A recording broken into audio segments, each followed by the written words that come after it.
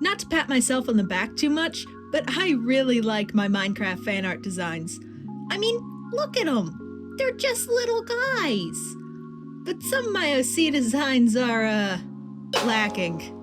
So let's see if I can rectify that and use what I learned from drawing the silly block people to redesign 2 of my OCs. The first character I'm redesigning is Maddy. I'm using a silhouette method I learned from doing pixel art because I like using big chunky shapes for the hair, and I find this to be an easy way to do that. I wanted her hair silhouette to have this big triangle shape, which it looks fine. It's fine. Okay, there's nothing wrong with this design, but it just doesn't look like her. One of the ways I always knew my Minecraft designs were right was when I could imagine their voice coming from the character. I know Maddy doesn't have a voice actor yet, but sometimes you just know when a design isn't right. So take 2. I still wanted her to have an asymmetrical silhouette, but I opted to go for a more side-swept look than that pure triangle look I used earlier. And while I'm struggling with her bangs, I think this is as good a time as any to explain who this is. Maddy is from a story called The Dream Auditorium. After being gifted a medallion by her father, she finds herself in the mysterious Dream Auditorium and drags her boyfriend with her on adventures in the dream world, meeting friends and foes alike. Will this world be a safe getaway from reality, or will it prove to be more fearful than they ever imagined? Anyway, am I done struggling with her hair yet? One last detail I added, which I may be slightly obsessed with adding to my characters, is what I like to call this little Pikmin puff, or this little cowlick thing. This guy. I find a nice way to break up the silhouette and add energy to characters who are a little bit hyper. Definitely doesn't describe Maddy to a T. And with the head complete, it's time to move on to the body. Something I didn't do until making Minecraft art was changing the proportions of characters, basically making their legs longer, torso shorter, things like that. It's a real subtle difference most of the time, but sometimes it just feels right for a character. And it helps with height differences. The first outfit I'm making for her is her Dream World Adventuring outfit. This is the first time I'm using the silhouette method for the body and outfit design because I have not been very successful in getting clothes to add to the silhouette in any way. But before starting, I made an inspiration board and circled aspects of each reference I liked. I wanted to take inspiration from both typical fantasy archers and real-life archery equipment. I think part of the reason I like my Minecraft designs is because I can get inspiration from other fan artists. It sounds counterintuitive, but the more inspiration from outside sources I get rather than just pulling from my imagination, the better my designs seem to turn out. A detail from her old design that I really wanted to keep was this X across her chest. It's a part of the outfit of all the main cast, and I used it to unify them as the same team. I decided to make her chest guard part of this X shape. The next non-negotiable part of her design is the medallion I mentioned earlier. She mostly wears it because it was a gift from her dad, but it does have some magical effects when it comes to the dream world. Why did her dad have something like that? Oh, well, I guess you'll just have to stick around to find out. After finishing up the line art, it's time to add the colors. Her palette didn't end up changing too much from the original in the end. Keyword, in the end. Why is trying to color with a limited palette so hard? The main issue I had was I wanted her boots, chest guard, and gloves to look like they were made of leather, but if I made them black leather, I couldn't find a good color for her leggings, and if I made them a leather color, they all seemed to clash with her hair.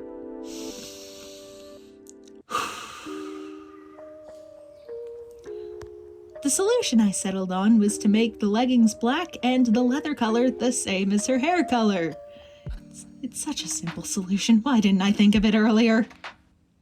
And with that, her design is finished. Wait, why do I feel like I'm forgetting something? Oh, right! I have another outfit to design. Yay! This is the outfit she wears in the waking world. I started this one like the other with an inspiration board. Basically, I just searched for cute and sporty outfits for high school girls or something along those lines. I had a vivid picture in my mind of her wearing this off-shoulder hoodie and only ended up fiddling a little bit with the rest of her outfit. And my goodness, were the colors easier on this one. And after that escapade, we have our final design. I don't feel like it changed too drastically from our original, but I do like it a lot more. Remember when I said she dragged her boyfriend on her adventures? I wasn't kidding. She literally dragged him into one before they even knew each other. This is said boyfriend, Rico. And if you thought I struggled with Maddy's hair, oh boy, was Rico's so much worse. I kept trying to make this rectangle shape on the side of his head work, but it just was not. I ended up with the same issue I had with Maddy. The silhouette isn't bad, but it just didn't look like him. I think the issue was that I was trying to make his silhouette look super unique on its own when it really doesn't have to.